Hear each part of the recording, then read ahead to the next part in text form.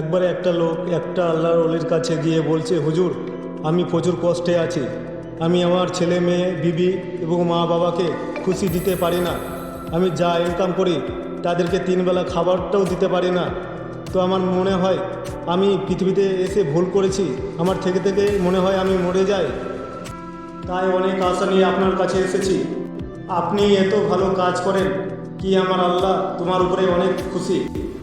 তাই দয়া করে আমাকে একটা সহজ সরল পথ দেখান, যাতে আমি আমার পরিবারকে ভালো রাখতে পারি, কারণ আমি পড়াশোনা করিনি।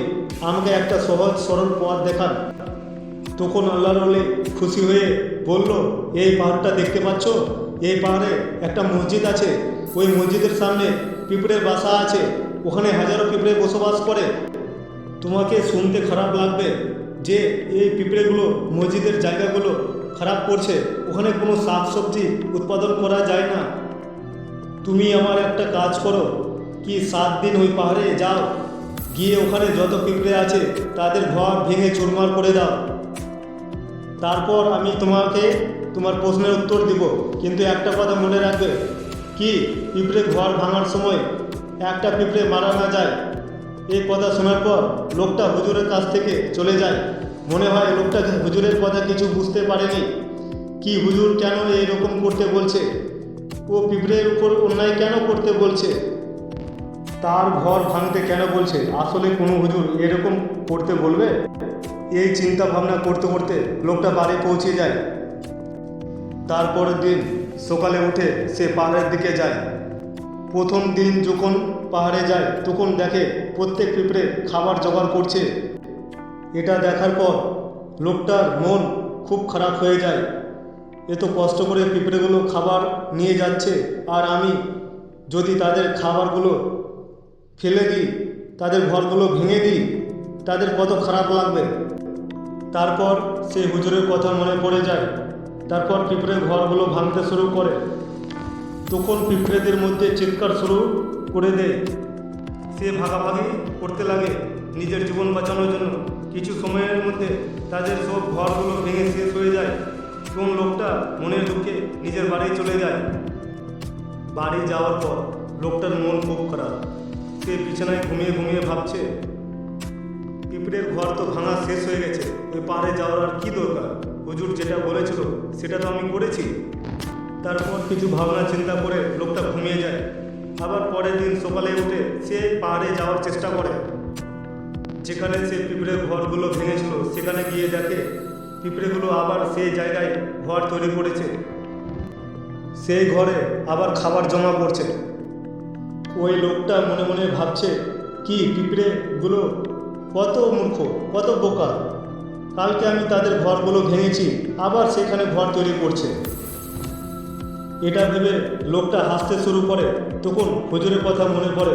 তখন আবার পিঁপড়ের ঘরগুলো ভেঙে ছিন্নভিন্ন করে দেয়।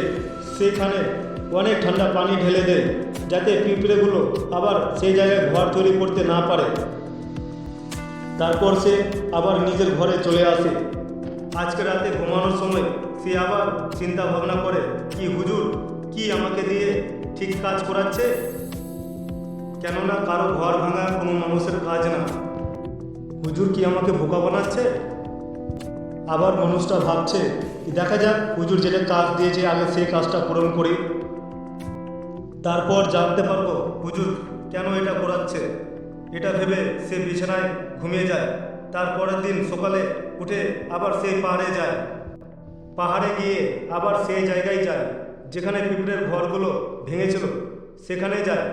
গিয়ে দেখে সেখানে আর কোনো পিঁপড়ে ঘর তৈরি করেনি। সে মনে মনে খুব খুশি হয়, ওইখানে আর একটু পিঁপড়ে নাই। তখন সে ভাবতে শুরু করে, কি আর রোজ রোজ এখানে আসার কোনো দরকার নাই, কেননা পিঁপড়েগুলো নিজের ঘর পরিবর্তন করে দিয়েছে। হুজুর তো 7 দিন যাওয়ার কথা বলেছিল, আজ তো 3 দিন হলো, আর বাকি 4 দিন যাওয়ার কোনো দরকার নাই। এটা ভেবে সে মনে করে, এখান থেকে আমি সিধা ওই হুজুরের কাছে যাব আর তাকে সব কিছু খুলে বলবো। সে হুজুরের কাছে যাওয়া শুরু করে। তখন সে আবার দেখতে পায় রাস্তায় আবার পিঁপড়ে নতুন ঘর তৈরি করেছে। নতুন ঘরটা পুরনো ঘরের চেয়ে একটু দূরে। যখন ওই লোকটার নজর নতুন ঘরে পড়ে তখন লোকটা ভাবে কি হুজুর জানতো কি পিঁপড়েগুলো এক জায়গা থেকে অন্য জায়গায় ঘর তৈরি করবে, তার জন্য হুজুর আমাকে 7 দিন যাওয়ার কথা বলেছিল। এই ভাবনা চিন্তা করে আবার সেই লোকটা আবার পিঁপড়ের নতুন ঘর ভাঙতে শুরু করে।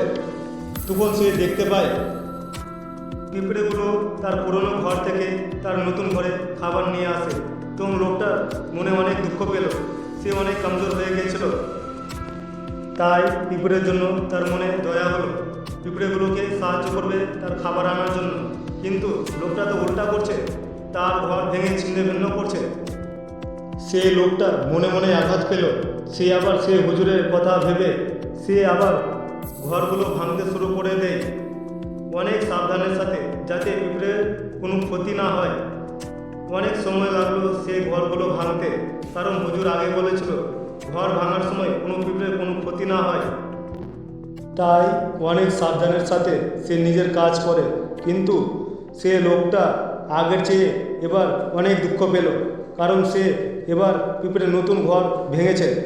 সে লোকটা এবার নিজেকে শয়তান বা দানব মনে করে, কিন্তু তারপরে সে হুজুরের কথা মানতে হয়।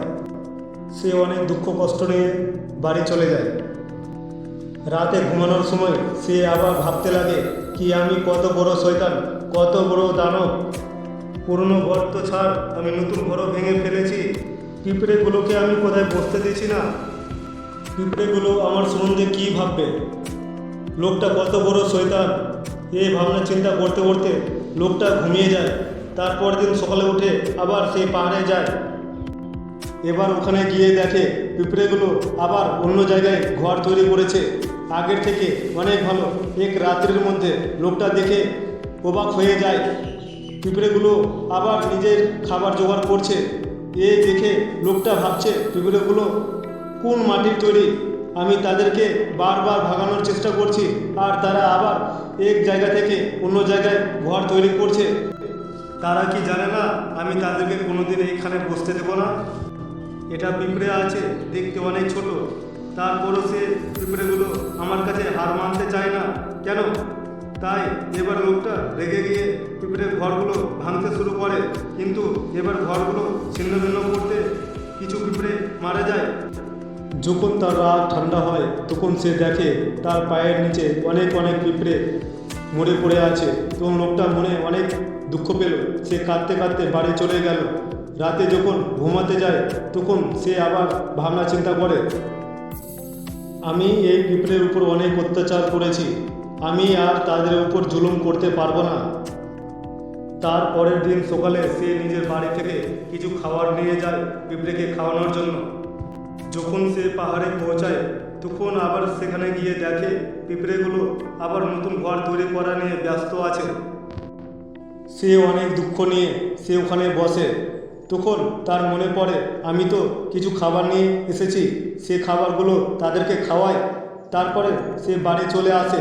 তারপর বাকি দিনগুলো বাড়ি থেকে কিছু খাবার নিয়ে যায় পিঁপড়েকে খাওয়ানোর জন্য। তারপর যখন 7 দিন পূরণ হয় তখন লোকটি সে হুজুরের কাছে যায়। তারপর লোকটা হাত জোড় করে বলে, হুজুর আমাকে মাফ করে দাও, পিঁপড়ের ঘরগুলো আমি অনেকবার ছিন্ন ভিন্ন করেছি, কিন্তু তাদেরকে ওখান থেকে ভাগাতে পারিনি। তারা এক জায়গা থেকে আবার অন্য জায়গায় ঘর তৈরি করে নিচ্ছে, কিন্তু আমাকে মাফ করো কি আমি তোমার কথা রাখতে পারিনি।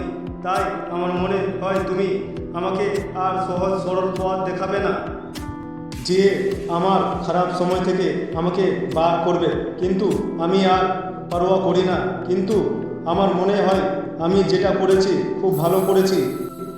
তাই আমি তোমার কাছে মাপ নিয়ে বাড়ি চলে যাই, দয়া করে আমাকে মাফ করুন। এটা শুনে হুজুর মনে মনে হাসতে লাগে, বলে বেটা কোথায় যাবে, একটু দাঁড়াও, কিছু খাবার খেয়ে যাও, কিছুক্ষণ আরাম করে যাও। এটা বলে হুজুর ওখান থেকে গিয়ে তার জন্য কিছু খাবার নিয়ে আসে, তাকে খাওয়ায়। খাওয়ার পর হুজুর তাকে জিজ্ঞাসা করে, তুমি বলো তো কেন ওই ছোট ছোট পিঁপড়ের ঘরগুলো ভাঙতে পারলে না? তুমি এত বড় হয়ে কোথায় আছে তোমার শক্তি? এবার লোকটা জবাব দেয়, হুজুর আমি তাদের ঘর বারবার ছিন্ন ভিন্ন করেছি, রাগেতে তাদেরকে মেরেও ফেলেছি, তখন আমার মনে হয় আমি কেন তাদেরকে মেরে ফেলছি। তারপর থেকে তাদের সাথে খারাপ ব্যবহার না করে ভালো ব্যবহার করতে লাগে আর তাদের জন্য বাড়ি থেকে কিছু খাবার নিয়ে যায়। এটা শোনার পর হুজুর তাকে বলে, এটাই তো শেখার জিনিস। একটা ছোট পিঁপড়া যখন হার মানতে চায় না, তখন আমরা এত বড় মানুষ কিভাবে হার মানি। আমি তোমাকে ওই পিঁপড়ার ঘর ভাঙতে ছিন্নভিন্ন করতে পাঠাইনি, আমি এটার জন্য পাঠিয়েছি এই ছোট পিঁপড়ার কাছে কিছু শেখার জন্য, কিছু জানার জন্য। তুমি কিছু শিখতে পেরেছো? এটা শোনার পর লোকটা বলে, হুজুর আমি অনেকবার তাদের ঘর ছিন্নভিন্ন করেছি, কিন্তু তারা হার মানেনি। তখন হুজুর বলে, দেখো আমরা মানুষ একবার দুবার হারার পর চেষ্টা করতে ভুলে যাই, নিজের জীবনটাকে নষ্ট করে ফেলে। কিন্তু তুমি কোথাও দেখেছো কোনো জীবজন্তু নিজের জীবন নিজে নষ্ট করেছে? সে যতই বোকা পেশা থাক, সে নিজের জীবন নিজে নষ্ট করে না। তাই বলছি, তুমি কখনো নিজের কাছে হার মানো না। যখন তুমি নিজের কাছে হেরে যাবে, তখন তোমার মনে হবে আমি বেঁচে আছি না মরে গেছি। তাই বলছি, যতদিন পৃথিবীতে থাকবে ততদিন নিজের কর্ম করতে হবে, চেষ্টা চালিয়ে যেতে হবে। একবার দুবার নয়, হাজারবার চেষ্টা করতে হবে। এটা হচ্ছে মানুষের কর্তব্য।